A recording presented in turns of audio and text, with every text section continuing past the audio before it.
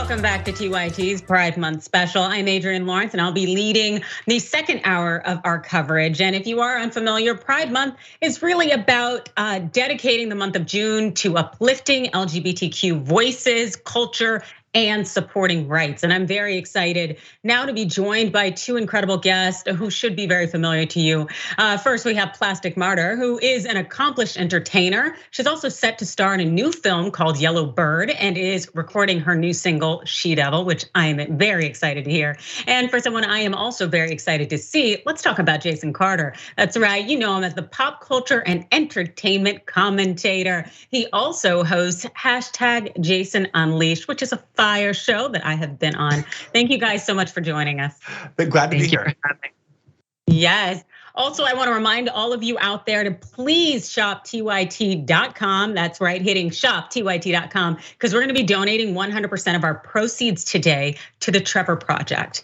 We need to uplift a number of voices as well as provide support, and it is very, very important, particularly now as it is Pride Month. And so first I want to kick off our conversation, and I will hand it over to you, Jason. What does Pride mean to you? Ooh, that's Adrienne. One, glad to be here. Glad to be back here on the Young Turks celebrating Pride Month.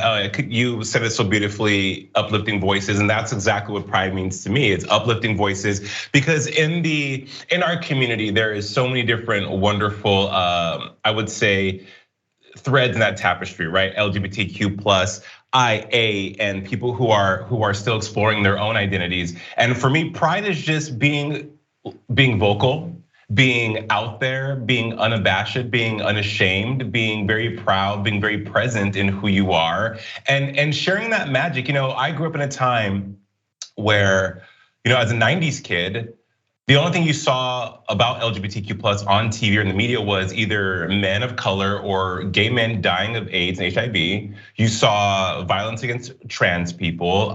So now I think that it's our responsibility to spread other positive messages to Gen Z, younger millennials, that hey, that's not the reality. It is a reality, but we can also celebrate the beautiful, wonderful elements and strengths that are the LGBTQ plus community. So that's what Pride means to me every year. And it's not just a 1 month thing, it's a 12-month, 365-day, 24-hour-a-day thing, really. Absolutely.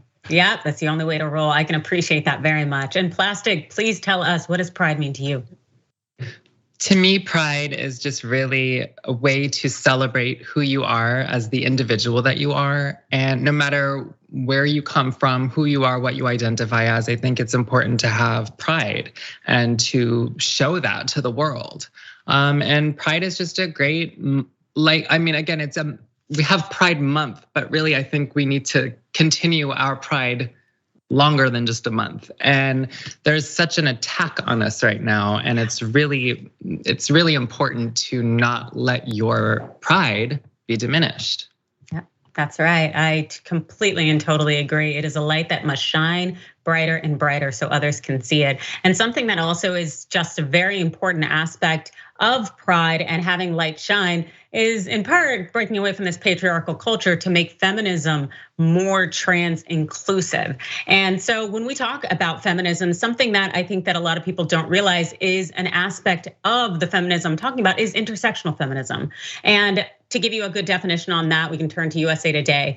What we know is that if feminism is advocating for women's rights and equality between the sexes, intersectional feminism is the understanding of how women's overlapping identities, including race, class, ethnicity, religion, and sexual orientation, impact the way they experience oppression and discrimination. And from the Human Rights Campaign, we also want to talk about intersectionality. And what we also know is that intersectionality, it's a term coined by Kimberly Crenshaw, a Black American lawyer, civil rights advocate, and leading scholar of critical race theory, to capture the complex cumulative way in which the effects of multiple forms of discrimination, such as racism, sexism, and classism, combine, overlap, or intersect, especially in the experiences of marginalized individuals or groups. It is also often used to refer to the ways in which we hold multiple intersecting identities at once. And I am very familiar with intersectionality, being Black and being woman, and that's something that I have to deal with on a daily basis. It's something I'm very proud to be in both respects, but it's like being hit from two different angles and two different ends, and it is something nonstop. And so what we need to do when we're talking about trans inclusivity is to make feminism more inclusive. And the 5 ways in which we can do that, according to the Human Rights Campaign, is number 1, to remember that trans women are women. Number 2, that transphobia is offensive and harmful. And 3, to be trans inclusive is to be intersectional. 4, trans women are feminist leaders. And 5, centering the most marginalized is key. That is according to the Human Rights Campaign, and that is something that is very much heartfelt and necessary. All 5 of those things to know and remember. And so I encourage you all to continue to grasp more information. And in the meantime, I'd love to chime in and get your thoughts on this, Plastic. What are some other ways that we can make feminism more trans inclusive? Well, definitely just keep perpetuating that trans women are women. I have to fight this on Twitter every single day. People, you're a man. No, I'm actually not. I go to a gynecologist. I'm not a man. So thank you. And it doesn't matter what, if you're pre-op, post-op, non-binary, whatever you are, if you identify as a woman, I think it's very important that people need to respect that. And telling someone that they're not, and then I'm gonna talk about the TERFs for a second. If you have the audacity to call yourself a feminist and then turn around and tell another person who identifies as a woman that they are not a female or they are not a woman, aren't you setting like feminism back? I mean, isn't that exactly, you're doing exactly what misogynists are doing to women.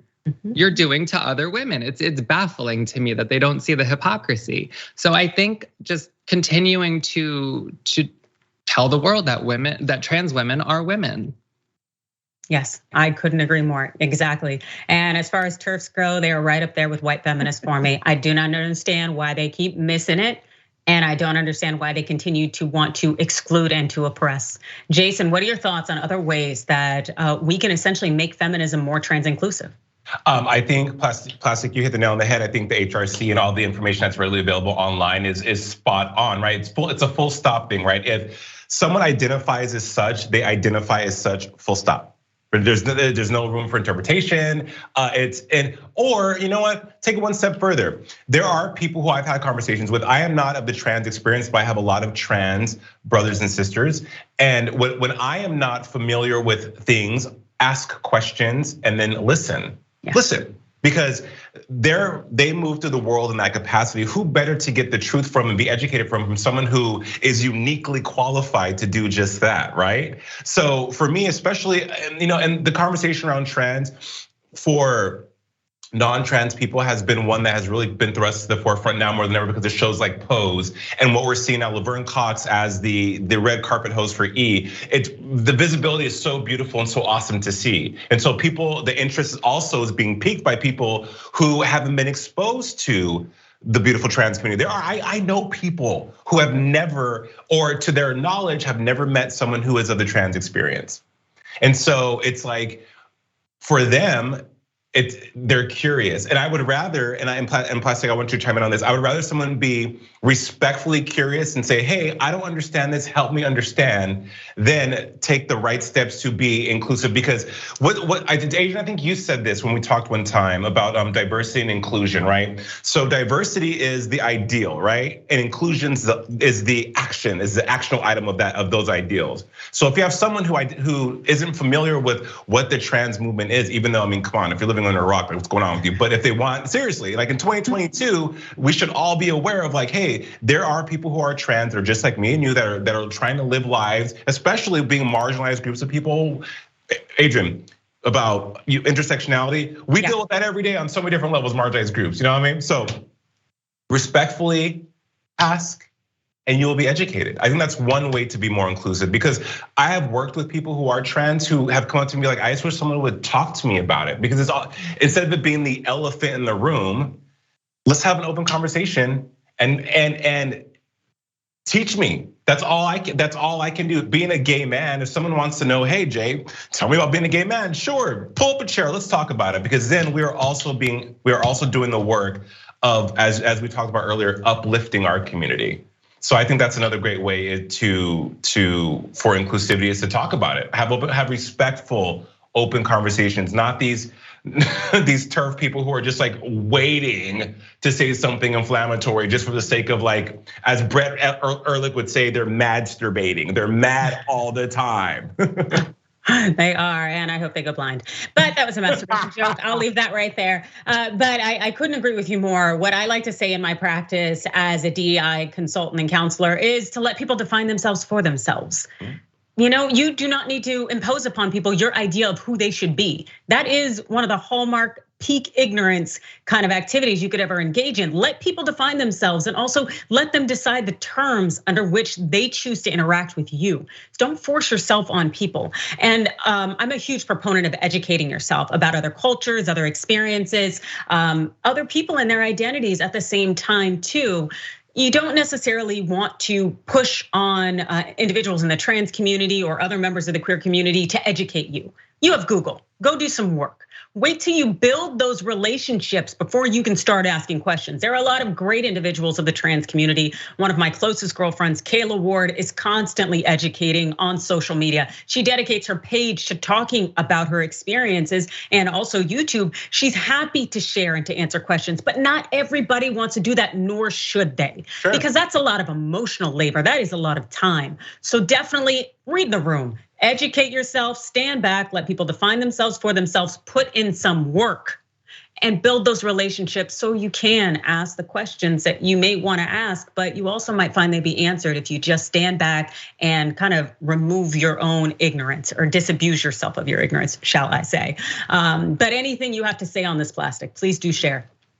Well, I'm really tired of being what I call cis-blamed, where I feel like you said that like people need to ask trans people their experience rather than telling us our experience. So lately I've been seeing just a lot of trans issues being talked about, but not by trans people. I see cis people putting in their 2 cents about my life, my community's lives. And it's like, but you don't know. This isn't your personal experience. I'm not gonna sit here and talk about things that are not relevant to me. It's like talk to the people whose community you're talking about rather than a community that has nothing to do with it. So then you have narratives like a Marjorie Taylor Greene, who I think today or something just called as trans terrorists or something. And it's like, oh my God.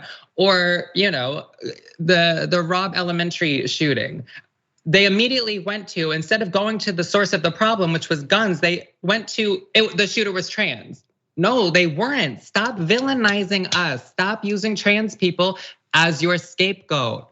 Like, I'm flattered you're so obsessed with us, but honestly, get a life. Like, there's more important things to do in your life, I'm sure, Marjorie and the rest of the GOP, than focusing on trans people.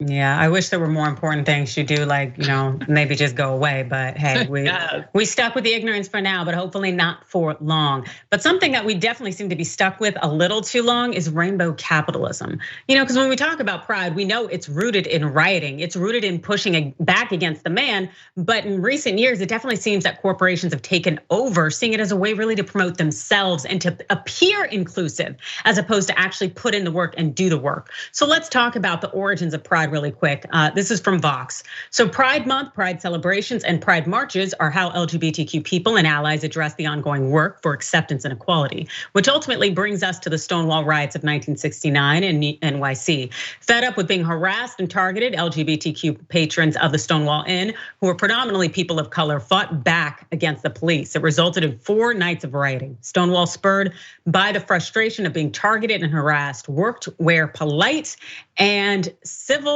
protest had failed. The first Pride March took place in 1970, a year later, to commemorate loudly and without a dress code those who fought for their rights. That's right, but now unfortunately we are seeing this advent of rainbow capitalism. Now that really refers to the behavior of brands during Pride Month, wherein so many attempt to appeal to queer communities for profit. From same-sex ads for jeans to cans of soup, these companies are using promotions and advertisements meant to appeal to queer people's emotions and convince queer people that they're on their side. And here are some examples you can see. Target Target has been ruthless with the shenanigans, and they've been doing it for years. Oh, you can see these T-shirts and whatnot. And then of course, Red Lobster decided to get in the tomfoolery with this ridiculous, just unnecessary and also low budget. Is really that's the least you can do? But anyways, also some of these offensive examples here you can see from our own federal government, nonstop from ICE. And the thing is, there's so much hypocrisy, and it is something that is exposed, and it needs to be exposed more, especially when we're talking about politicians who are homophobic, yet they're being funded by these major companies, from Walmart to Amazon, Home Depot, AT&T, American Airlines. They are everywhere. Even Fox News is promoting its pride, but it's incongruent with their actual actions. Right. And so this is something we see too often, and I can damn sure tell you it doesn't feel good in any way to see it because it's exploitative.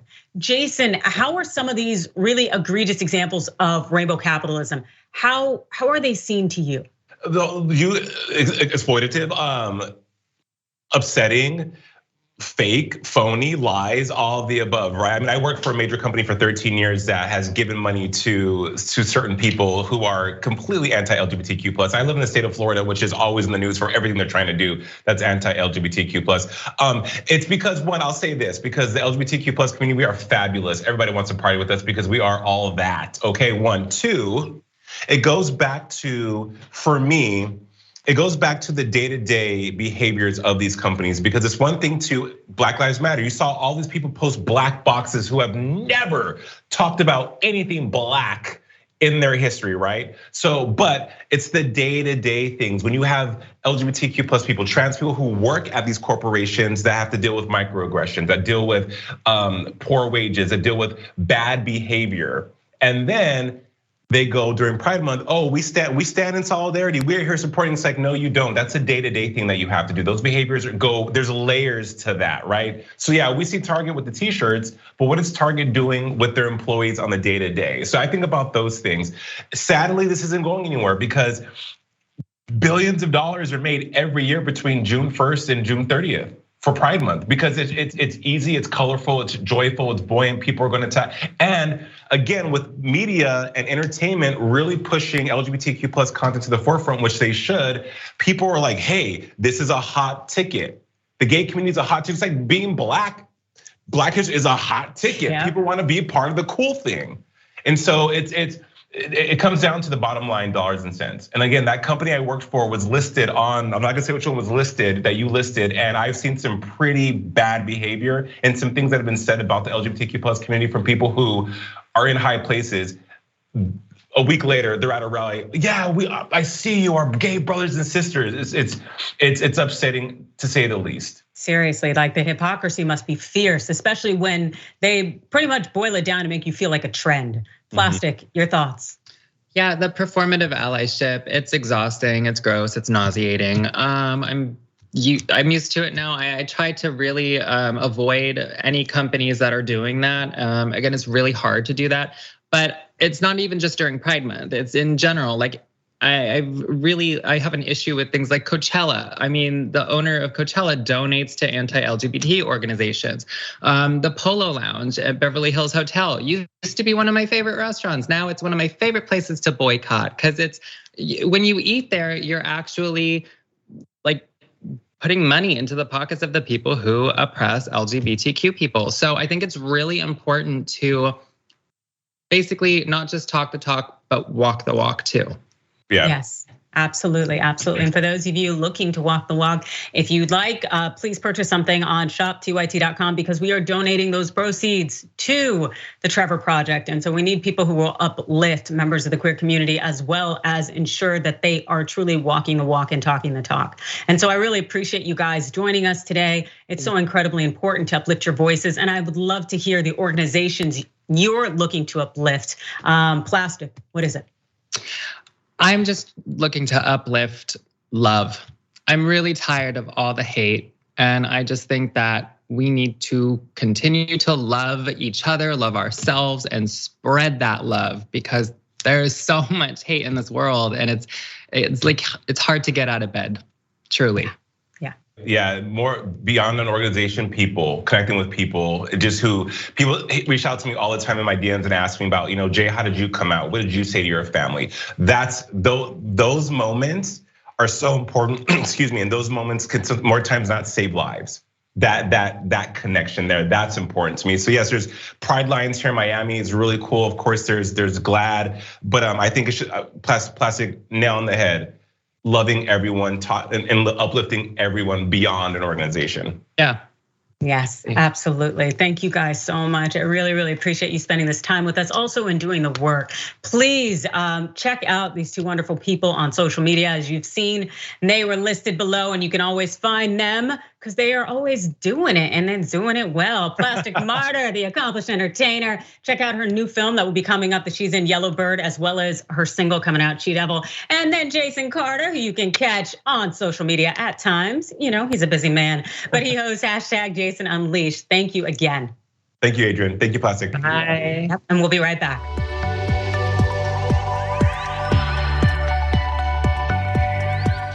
Thanks for listening to the full episode of The Young Turks. Support our work, listen ad-free, access members-only bonus content, and more by subscribing to Apple Podcasts at apple.co/TYT.